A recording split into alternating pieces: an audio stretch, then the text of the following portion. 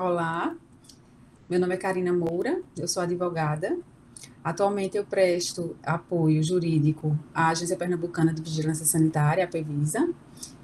Eu sou morena, tenho cabelos castanhos escuros, uso óculos e estou usando uma blusa de cor salmão. Hoje nós vamos conversar um pouco sobre o processo administrativo sanitário.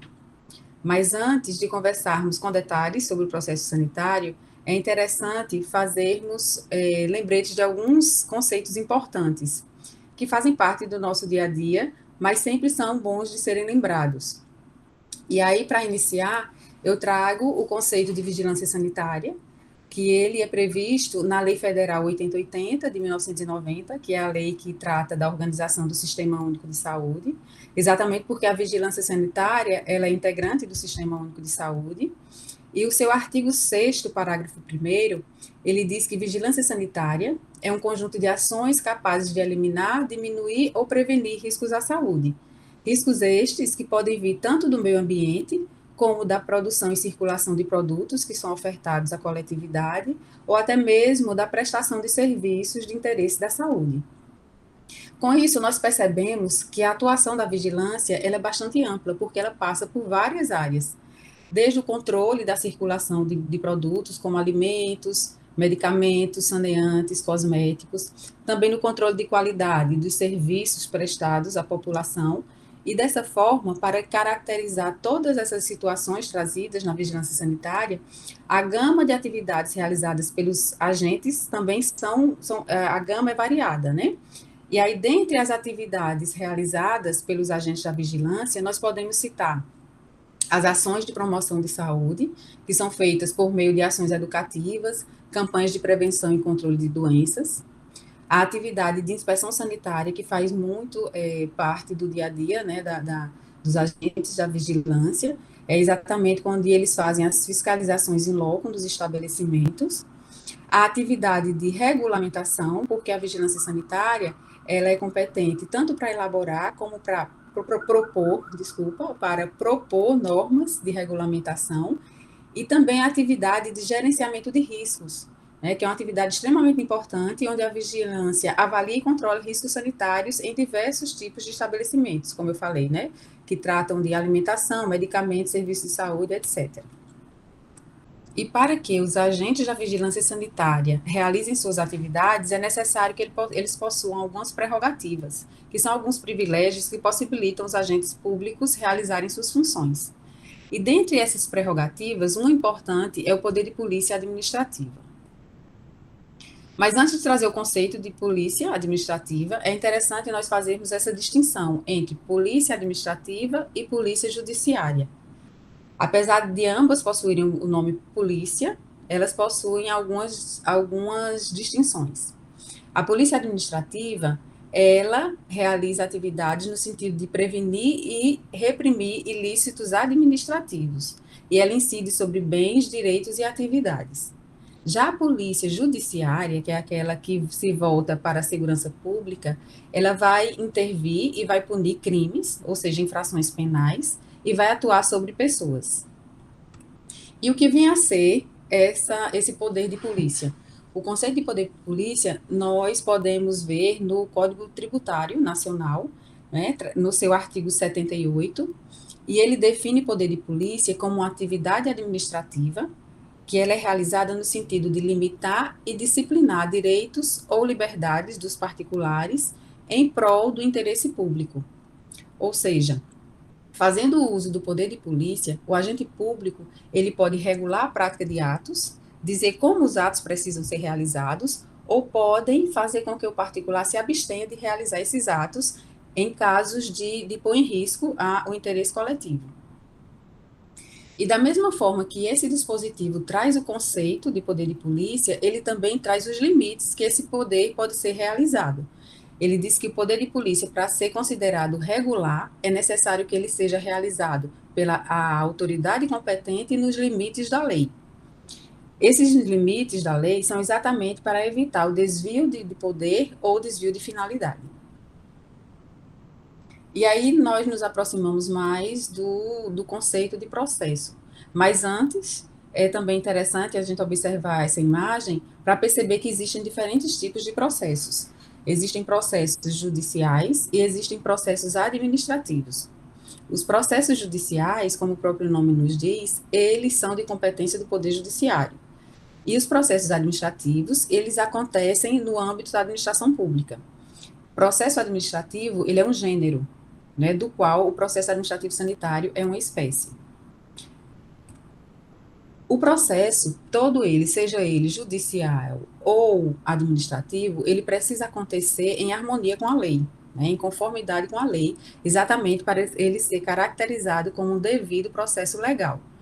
E no momento que dizemos que ele precisa estar em harmonia com a lei, naturalmente, nós também entendemos que ele precisa estar em harmonia com a Constituição Federal, que é a nossa lei maior. A Constituição Federal, ela nos traz diversos princípios que precisam ser respeitados em todo e qualquer ato realizado pelo agente público. E esses princípios, eles podem ser tanto explícitos quanto implícitos. Eu vou falar rapidamente sobre alguns que eu acho mais importantes, assim, e que têm mais ligação com o processo administrativo sanitário, porque, como eu falei, eles precisam ser observados em todo e qualquer ato realizado, inclusive os atos realizados a nível de processo. Quanto aos princípios explícitos, ou seja, que são aqueles que estão expressos no texto da Constituição, nós podemos citar a legalidade, a impessoalidade, a moralidade, a publicidade e a eficiência, que são esses que estão na cor verde. Os demais princípios são considerados implícitos, porque eles não estão expressos no texto da Constituição, mas são tão importantes quanto os explícitos. E eu trouxe 4 aqui que eu julgo que são bem importantes e que estão bem presentes no dia a dia do processo administrativo sanitário. O princípio da legalidade, ele diz que a administração pública ela só pode atuar literalmente de acordo com o que a lei determina. Tudo que a administração pública vai realizar, ela precisa ver primeiro se tem uma lei dizendo que ela pode realizar.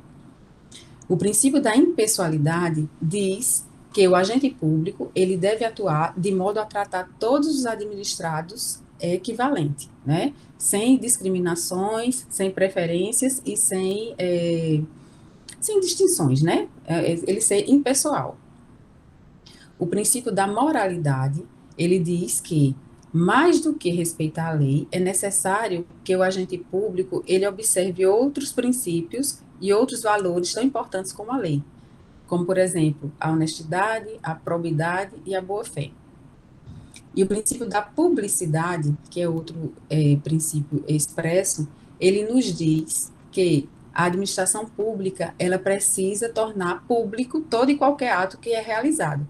E esse princípio, ele tem 2 sentidos. Primeiro, para demonstrar transparência em todos os atos que são realizados pela administração, e segundo, porque alguns atos que são realizados, eles só alcançam o seu efeito jurídico após a publicação na imprensa oficial. E aí eu trago um ato importante no nosso processo sanitário, que é a decisão do processo. Ela, após tomada, ela precisa ser publicada no Diário Oficial, porque após essa publicação é que ela se torna realmente efetiva. Outro princípio expresso é a eficiência, que exige que o agente público ele atue da maneira mais coerente e que seja possível otimizar a finalidade que ele precisa realizar e com o menor dispêndio possível de recursos, sejam recursos financeiros, materiais ou humanos. Quanto aos princípios implícitos, eu vou citar aqui a verdade material, que é bastante importante no processo administrativo sanitário, que ele diz que a administração pública, para tomar suas decisões, ela precisa levar em conta os fatos, tais como eles se apresentam na realidade, independente do que é alegado pelo regulado, né, pelo administrado. Tem o princípio também da autoexecutoriedade, que é fundamental no nosso dia a dia, porque ele permite que a administração pública realize atos independente da autorização de outros poderes, como, por exemplo, o Poder Judiciário. Então, se a gente chega no estabelecimento e precisa realizar uma interdição, porque aquele estabelecimento está pondo em risco a saúde da coletividade, nós podemos realizar essa interdição de imediato, sem precisar autorização do Poder Judiciário ou de qualquer outro. Proporcionalidade. O princípio da proporcionalidade, ele exige que o agente ele seja coerente no momento de agir, e utilize todas as medidas necessárias para a proteção, mas na medida exata, sem excessos e sem faltas. E, por fim, o princípio da supremacia do interesse público sobre o privado. Esse também ele é bastante importante em toda a atuação da administração pública. E ele nos traz que quando existe um conflito entre o interesse particular e o interesse público deve prevalecer. E aí nós nos aproximamos do nosso ponto-chave, que é o processo administrativo sanitário. Eu fiz um fluxo aqui, uma imagem, para nós termos uma visão ampla de todo o processo sanitário, trazendo todas as etapas, e aí, a partir de agora, nós vamos conversar sobre cada uma delas. Para que o processo ele flua de maneira correta e regular, é importante observarmos essas 3 perguntas que eu trago aí em azul. O que é o processo? Como fazer cada etapa dessa processual e quem pode realizar? Isso é fundamental para que nós tenhamos um processo sanitário rígido, coerente e em conformidade com a lei. E o que é o processo sanitário? Assim como todo e qualquer processo. Processo, ele é um conjunto de atos realizados de modo sequenciado, atos estes interligados entre si, que são realizados para obter e alcançar uma finalidade pública.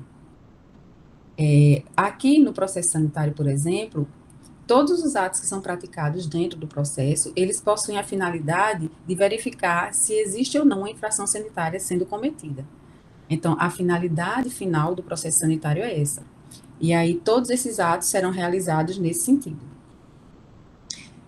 Existem situações que são mais simples e são mais fáceis de se corrigir.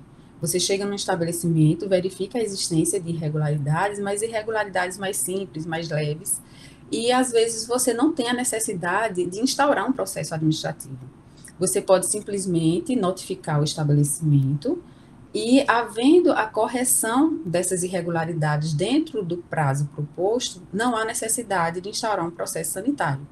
Por isso que eu coloquei esse quadradinho aqui do termo de notificação um pouco diferenciado, para demonstrar que ele, por si só, ele não tem o condão de instaurar um processo administrativo.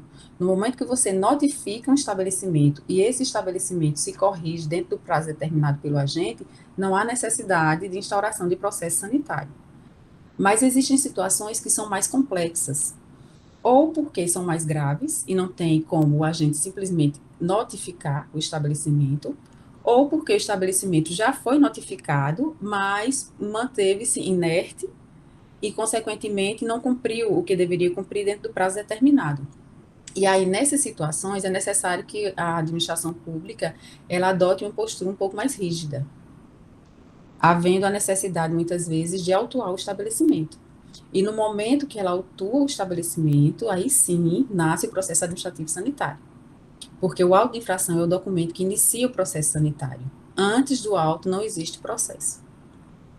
E agora eu vou perpassar por cada uma dessas etapas para a gente entender melhor como é que funciona o desenvolvimento de cada uma delas.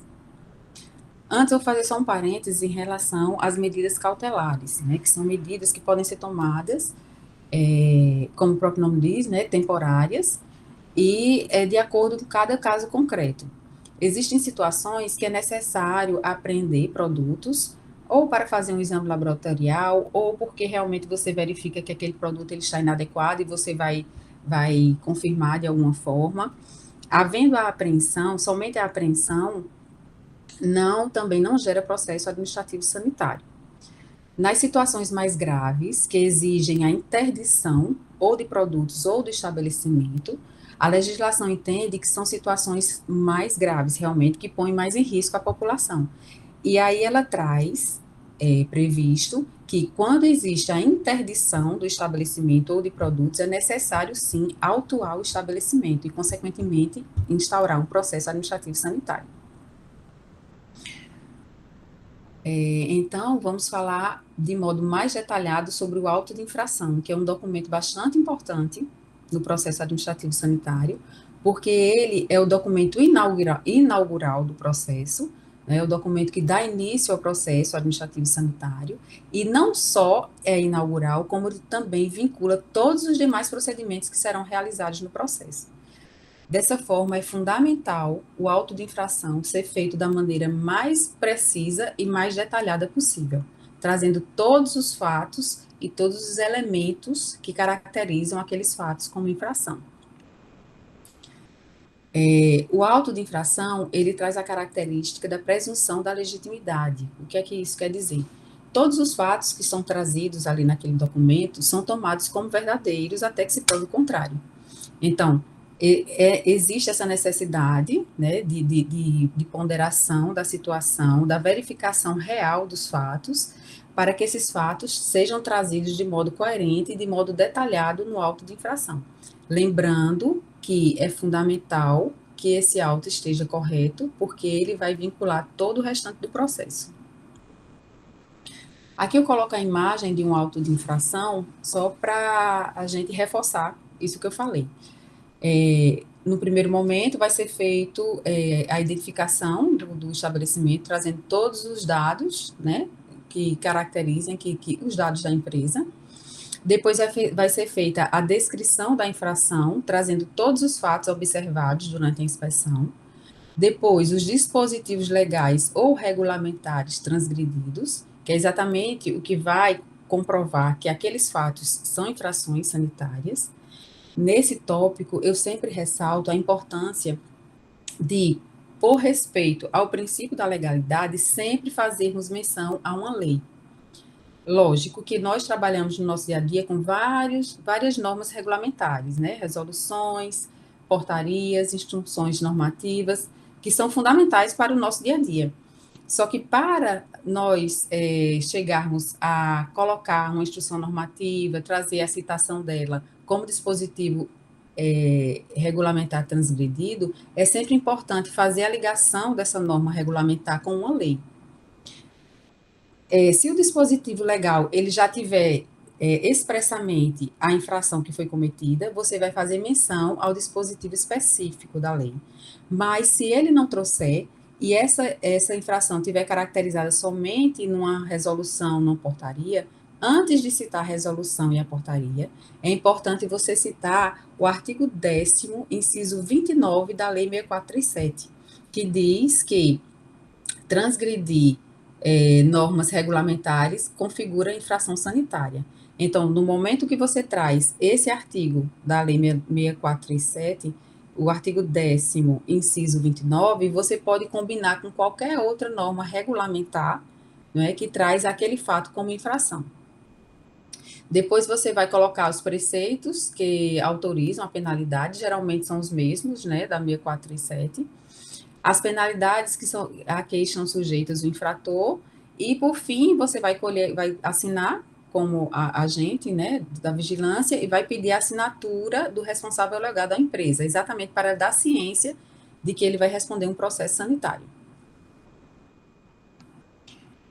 Após o auto de infração, no próprio auto, eu vou voltar aqui para a gente ver, tem a previsão do prazo para apresentação de defesa, né, que atualmente é adotado o prazo de 15 dias. Então, o infrator, ele tem 15 dias para apresentar a sua defesa após a autuação, após a ciência do auto de infração. Findando esse prazo de defesa, será feito o pronunciamento do servidor autuante, né, que é um documento que tem o formato de relatório, e ele precisa ser preenchido trazendo 3 pontos principais. Depois de fazer a identificação do estabelecimento, vai ser feita a narrativa. E é exatamente na narrativa que serão observados esses 3 pontos, que é a síntese de todos os fatos que foram observados na inspeção sanitária, o risco sanitário decorrente desses fatos, e depois vai ser feita uma avaliação da defesa. O servidor autuante vai dizer se foi apresentada ou não defesa tempestiva, e se a defesa for apresentada, ele vai fazer uma contraposição das alegações que forem feitas.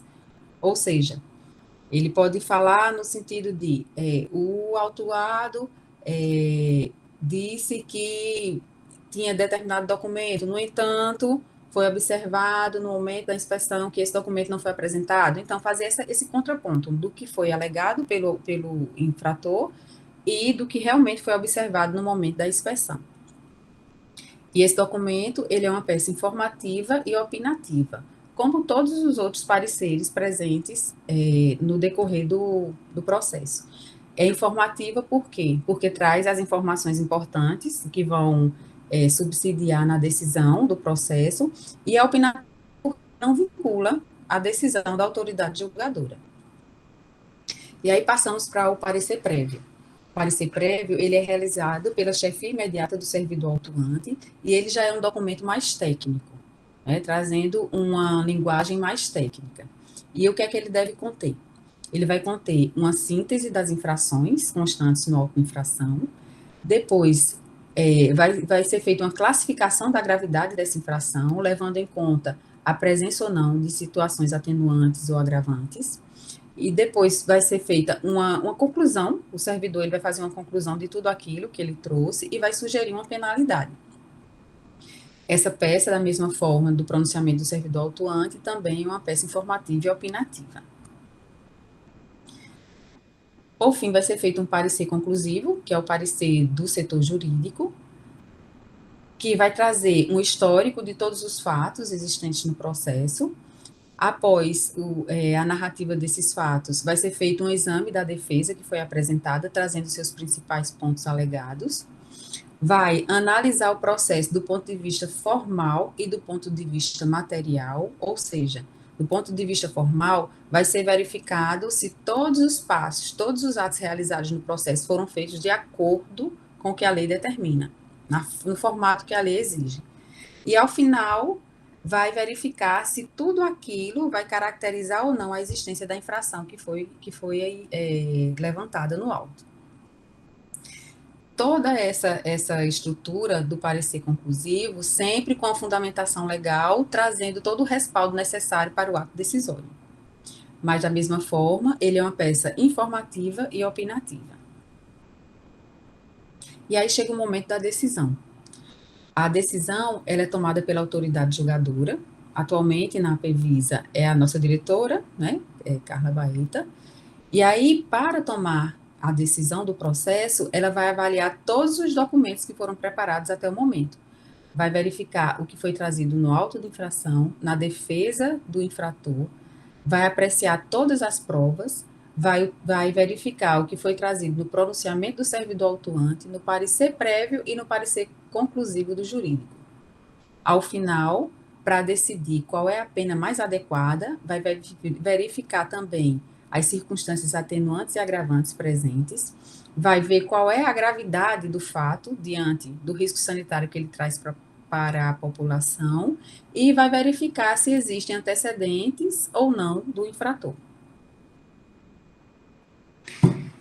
Um ponto importante também é a gente saber como é que esses prazos são contados, né? Eu disse que após a autuação, o representante legal da empresa, né, o infrator, ele tem 15 dias para apresentar a defesa. E aí, como é que a gente conta esse prazo? Não só esse, mas todos os prazos do processo. Né? Os prazos, eles começam a ser contados no momento da ciência do ato, né, da ciência oficial, da certificação, ou seja, da autuação e da entrega do auto de infração, dando ciência ao infrator.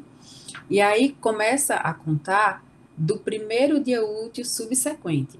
O dia que o auto é entregue, ele não conta, porque é o dia do começo, então a gente exclui. E aí começa a contar a partir do primeiro dia subsequente, sendo esse dia útil.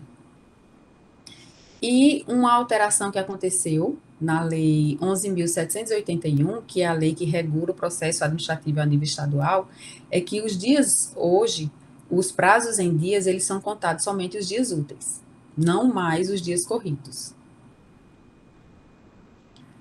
E aí chegamos para conversar sobre a prescrição no processo administrativo sanitário. Quando uma infração é cometida, a administração pública ela tem um prazo para instaurar um processo e para, se for o caso, punir aquele infrator, certo? Então, no momento que a administração pública ela tem ciência daquela infração, ela tem 5 anos para instaurar o processo administrativo sanitário. Não havendo a instauração do processo, esse processo prescreve.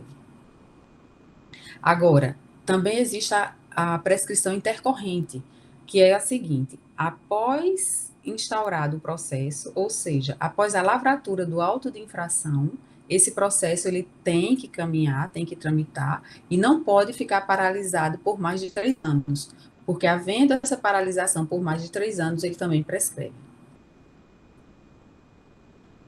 Então, eu falei aqui sobre os princípios que regem os atos, né, dos agentes públicos, como a gente deve tramitar no processo administrativo sanitário para que ele seja coerente, correto e rígido, mas e se houver algum erro, o que fazer? Prevendo essa possibilidade, existe também o princípio da autotutela. O princípio da autotutela, ele permite que a administração pública, reconhecendo que houve alguma falha, alguma ilegalidade, ela possa anular os seus atos.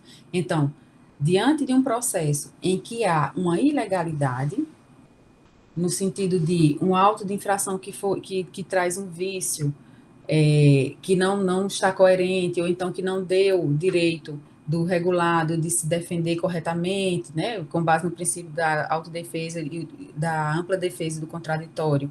Então, existe a previsão, inclusive em súmula do Supremo, que a administração pública ela pode anular seus próprios atos quando eles são eivados de ilegalidade, ou pode revogá-los quando perceber que já não é conveniente ou oportuno. E essas nulidades, elas podem ser absolutas ou relativas. Existem algumas nulidades que elas são sanáveis, que são as relativas, né, que são mais simples de serem sanadas, e aí é possível corrigi-las. Mas as nulidades absolutas, elas são insanáveis, e aí realmente não tem o que fazer e anula o processo administrativo sanitário ou qualquer outro. E ao final, eu trago essa frase que eu acho bastante interessante, né, que diz o seguinte: o autuado se defende dos fatos e não da capitulação legal trazida na autuação. Ele tem bastante ligação com o princípio da verdade material que eu trouxe inicialmente. Por quê? Porque aqueles fatos que são observados no momento da inspeção e que são relatados no auto de infração é que irão levar o autuado a se defender. O autuado ele vai se defender desses fatos por terem presunção de legitimidade, para que ele possa fazer sua defesa dentro do processo administrativo sanitário. A capitulação legal, ela vai caracterizar esses fatos como infrações, mas a defesa do autuado vai ser em cima dos fatos que forem trazidos pelo agente público.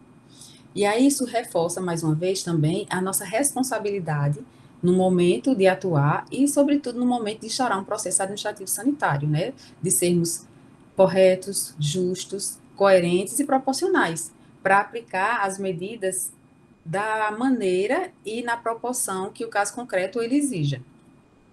Dessa forma, nós poderemos chegar a uma atuação mais eficiente e no sentido de concretizar todos os princípios constitucionais.